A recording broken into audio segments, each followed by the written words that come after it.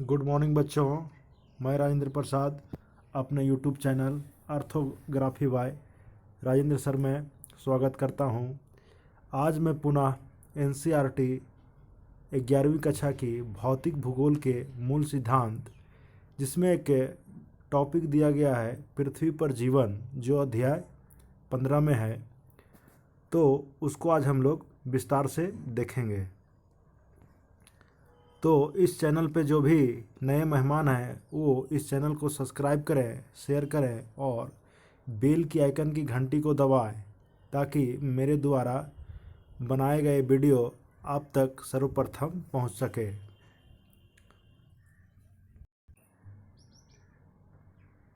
तो समय को ना गंवाते हुए मैं अपने टॉपिक पर आता हूं।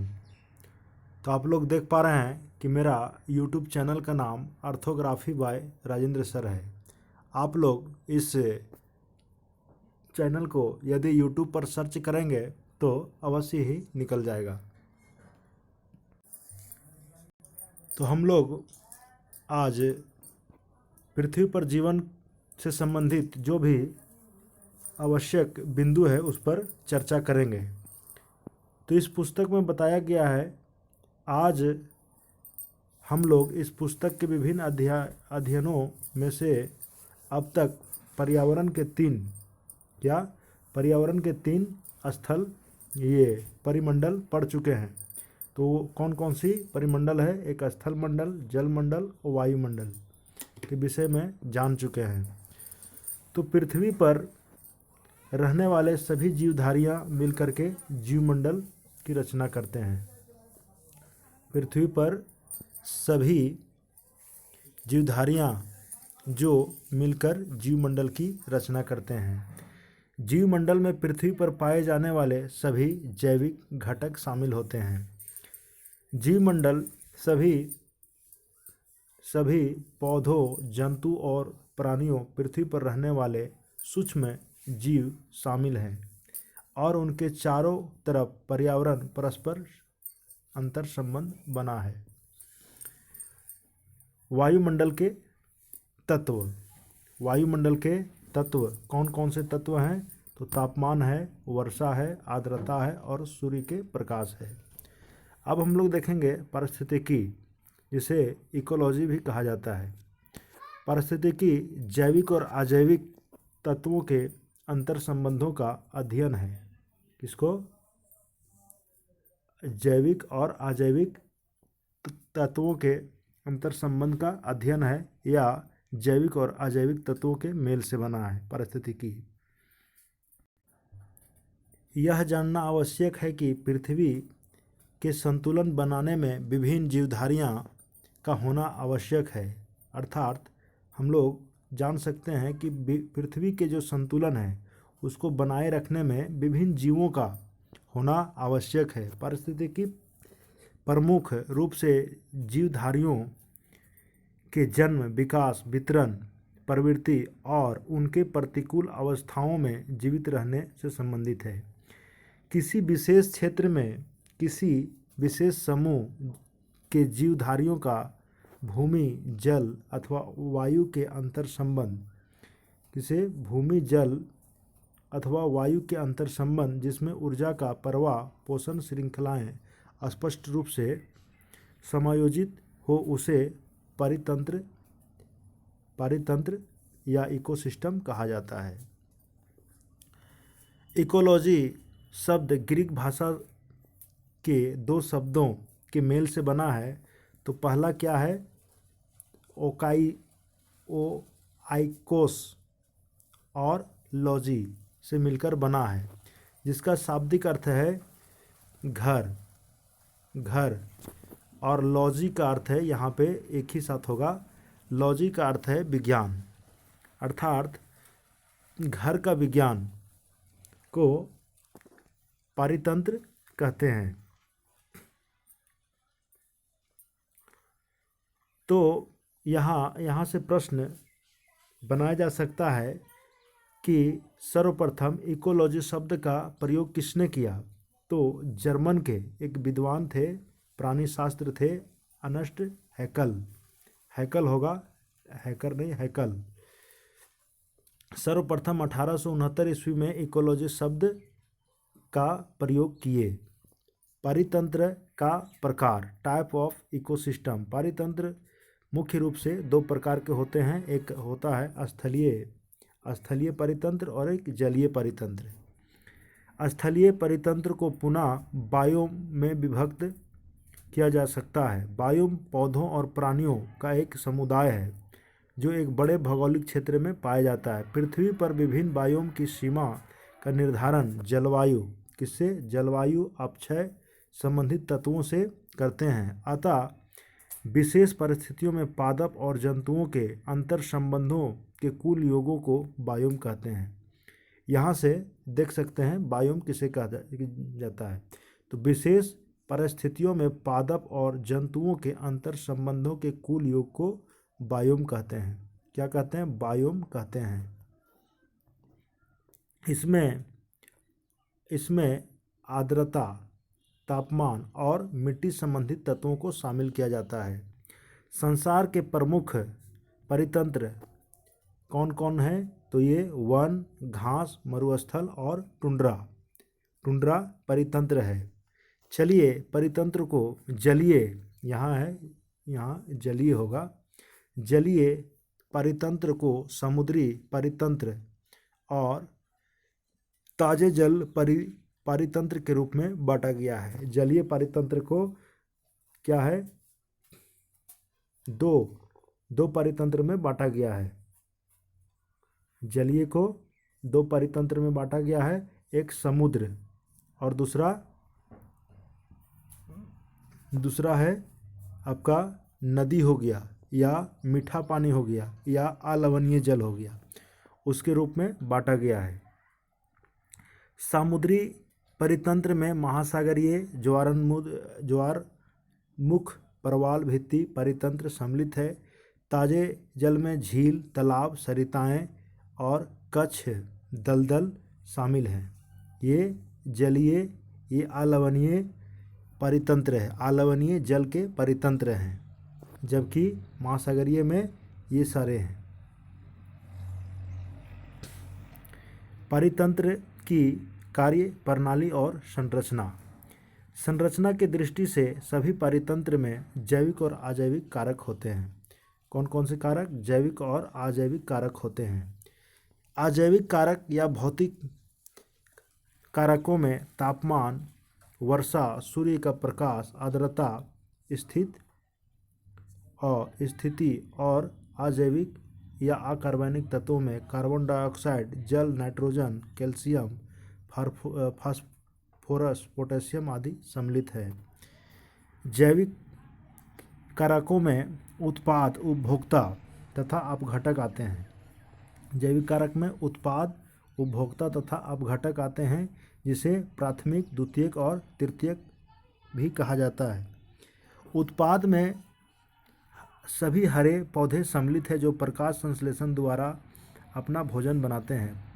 प्रथम श्रेणी में उपभोक्ता में शाकाहारी जंतु जैसे हिरन, बकरी, चूहे और सभी पौधे पर निर्भर रहने वाले जीवों को शामिल किया जाता है प्रथम में। अब द्वितीय श्रेणी के अंतर्गत सभी मांसाहारी जीव, यहाँ मिस टाइपिंग हुआ है, सांप हो गया, बाघ हो गया, शेर हो गया, बाघ हो गया इत्यादि को शामिल किया जाता है। कुछ मांसाहारी जो मांसाहारी जीवों पर निर्भर रहते हैं उन्हें टॉप या चरम स्तर के मांसाहारी के रूप में जाना जाता है, जैसे बाज और नेवला या मोर।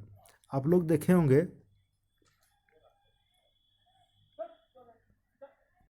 कि जब पिरामिड बनता है तो इस प्रकार से, और शीर्ष पर बाज या मोर या शेर होता है, जीव के रूप में जाना जाता है, जैसे बाज, नेवला, मोर इत्यादि। अपघटक हुए जो मृत्यु पर निर्भर रहते हैं, जैसे कौआ। अपघटक हुए मतलब कि यहाँ थोड़ा सा सेंटेंस गलत टाइपिंग हुआ है, कि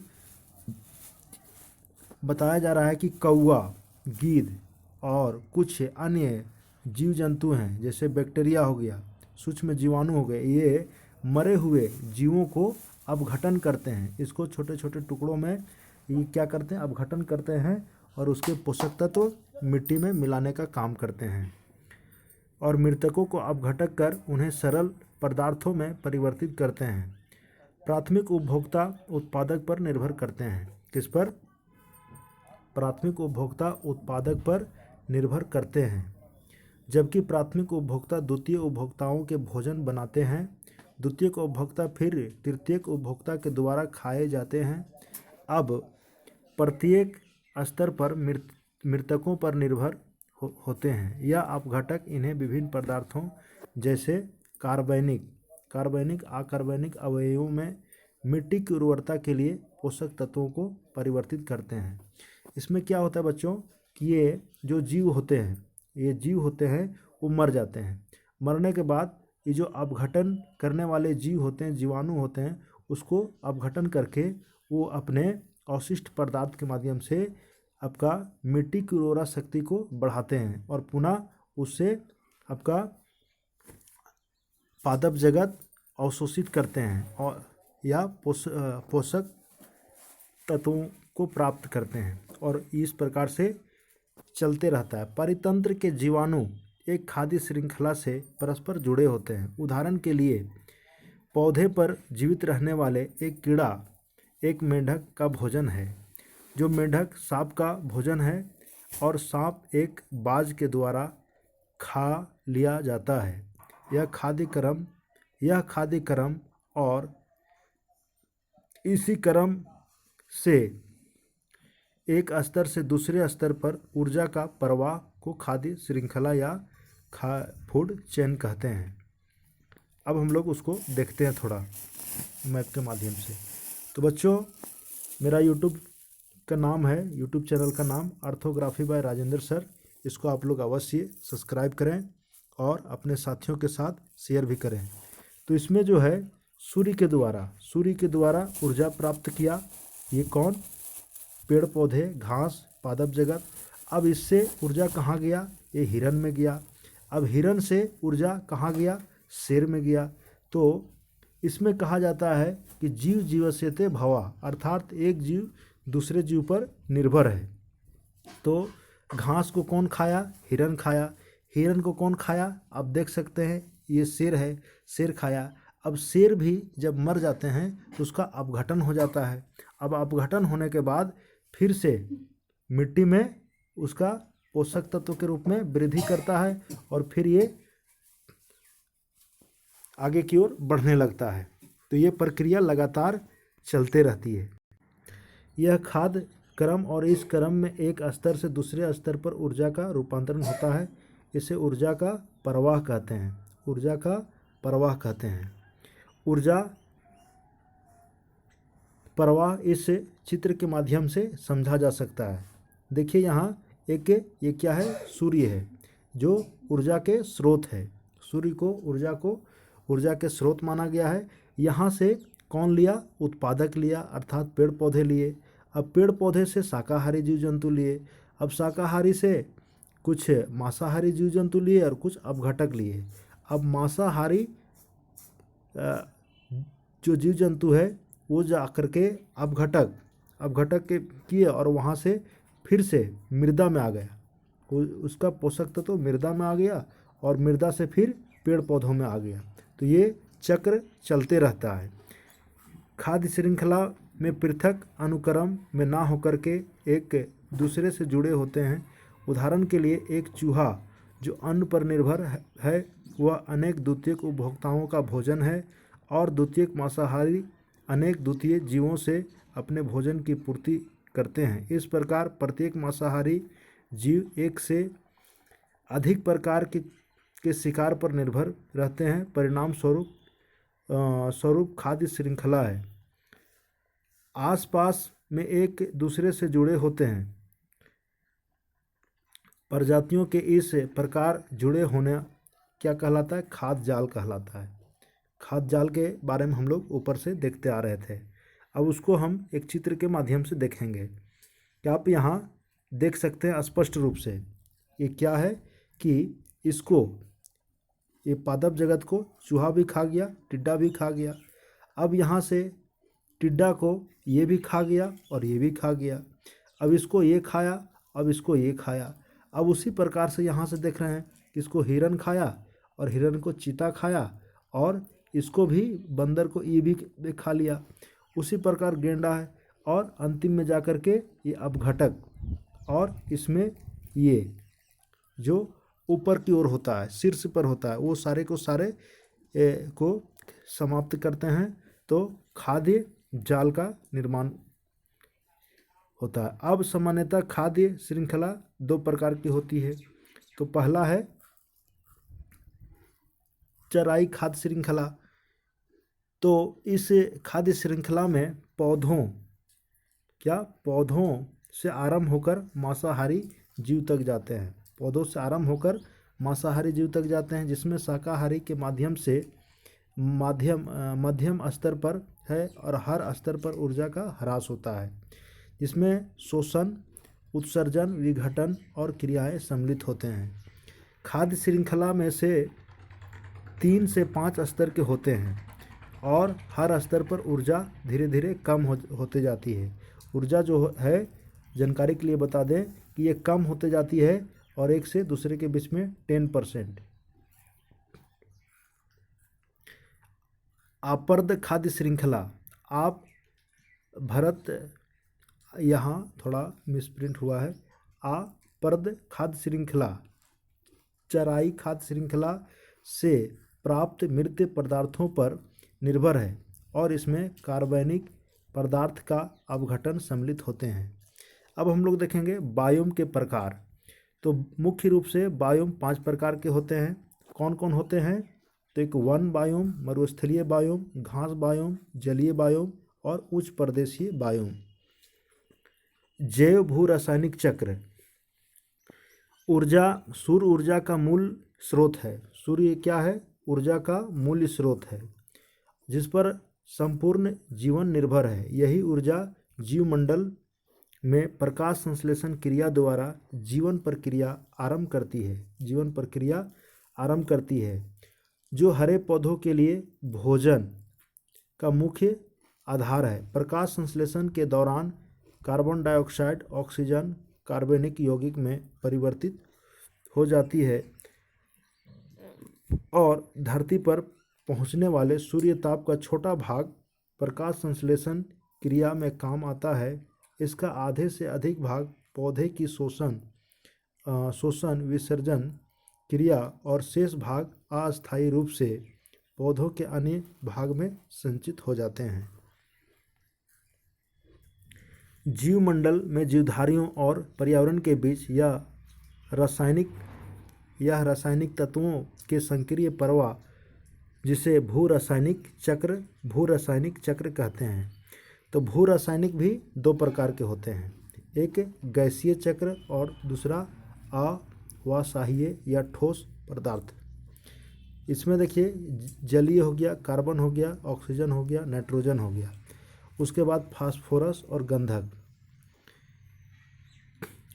बायो का अर्थ होता है जीव। बायो का अर्थ क्या होता है? जीव। और जियो का अर्थ होता है पृथ्वी पर उपस्थित चट्टानें, मिट्टी और वायु जल से है। भू रासायनिक 2 प्रकार के होते हैं, जिसको हम देख चुके हैं। अब आते हैं जल चक्र। जल चक्र में आप लोग देख सकते हैं कि ये है सन। अब यहाँ से ऊर्जा कहाँ? महासागर में, पेड़ पौधों में, जीव जंतुओं में आया और इसका टेम्परेचर से जल जो है जलवाष्प में बदलकर उड़ने लगा ऊपर। यहाँ से भी देख सकते हैं, पहाड़ों से भी देख सकते हैं, और यही जाकर के क्या जलवाष्प में बदला और ये धीरे धीरे संघनन का प्रक्रिया होता है। संघनन के प्रक्रिया होकर के ये जब भारी होने लगता है तब जाकर के ये वर्षा होकर के पुनः पहाड़ों के माध्यम से कहाँ? सागर में आता है। तो ये प्रक्रिया को हम लोग जल चक्र कहेंगे। आप देख सकते हैं ये बिल्कुल स्पष्ट रूप में दिखाया जा रहा है। उसके बाद कार्बन चक्र।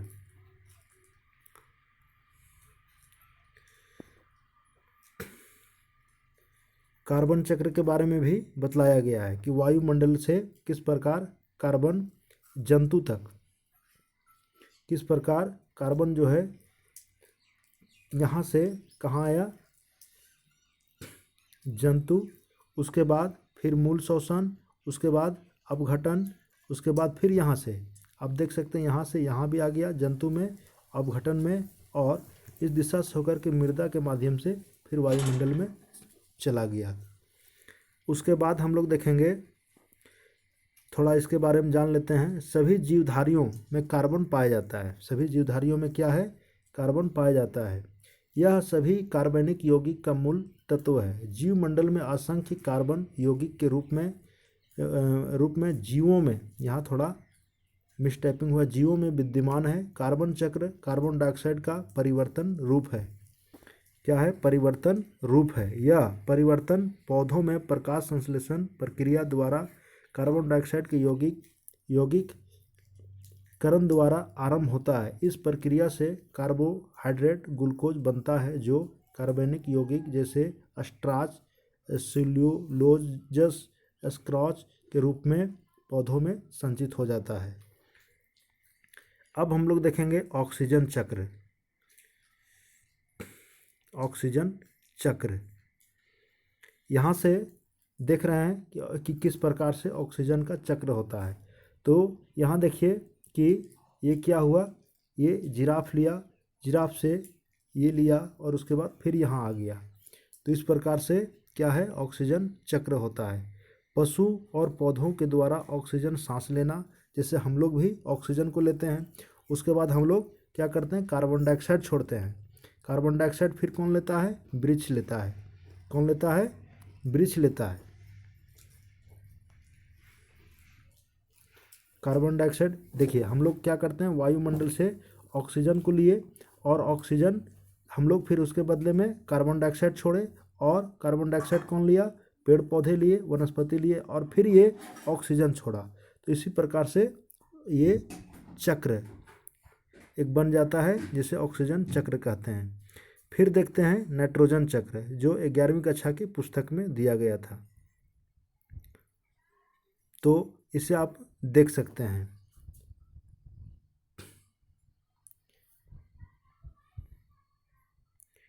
नाइट्रोजन चक्र के बारे में यहाँ एक डायग्राम दिया गया है, उसके बारे में बतलाया गया है। वायुमंडल में नाइट्रोजन, आप यहाँ से देख सकते हैं कि वायुमंडल में नाइट्रोजन है। वायुमंडल से यौगिकरण हुआ, उसके बाद नाइट्रेट यौगिक बना, जैविक यौगिकरण हुआ, औद्योगिक यौगिकरण हुआ, और वहाँ से ये आकर के ये दोनों माध्यम से यहाँ आया और इस माध्यम से यहाँ नाइट्रेट यौगिक में आया।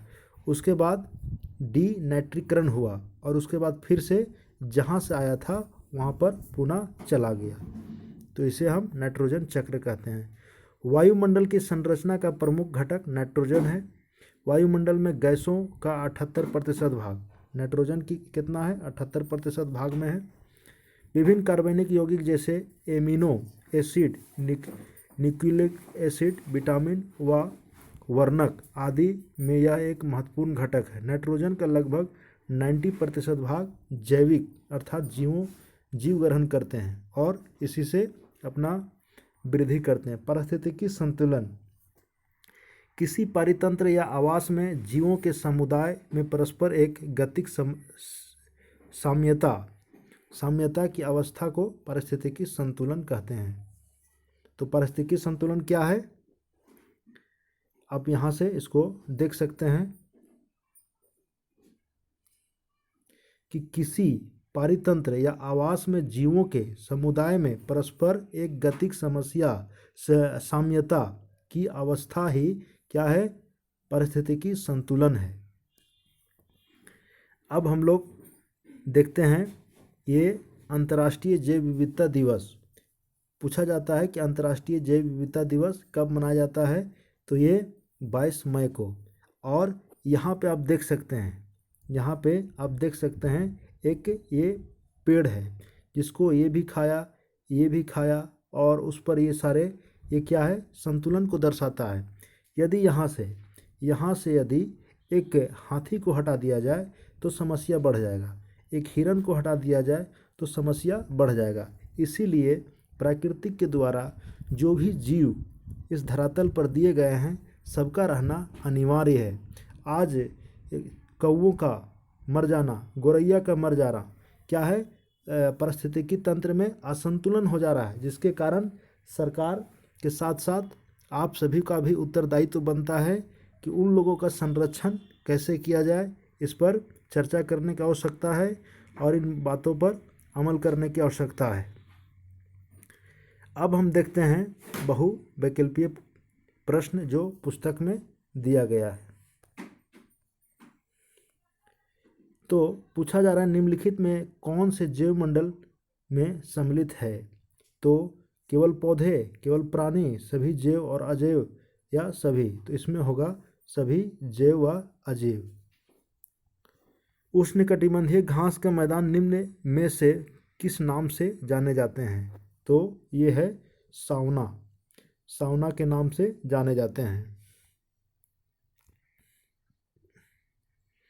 चट्टानों में पाए जाने वाले लोहांश के साथ ऑक्सीजन मिलकर निम्नलिखित में से क्या करती है। ये आयरन ऑक्साइड का निर्माण करती है। प्रकाश संश्लेषण प्रक्रिया के दौरान प्रकाश की उपस्थिति में कार्बन डाइऑक्साइड जल के साथ मिलकर क्या बनाती है। तो ये कार्बोहाइड्रेट करती है। तो बच्चों, ये वीडियो आप लोग को अवश्य ही लाभ देगा। तो इस वीडियो को जितना हो सके शेयर करें और मेरे यूट्यूब चैनल को सब्सक्राइब करें, लाइक करें। यदि कोई सुझाव हो तो उसे आप अवश्य शेयर करें ताकि मैं उस सुझाव से कुछ और बेहतर कर पाऊँ। वीडियो देखने के लिए बहुत बहुत धन्यवाद।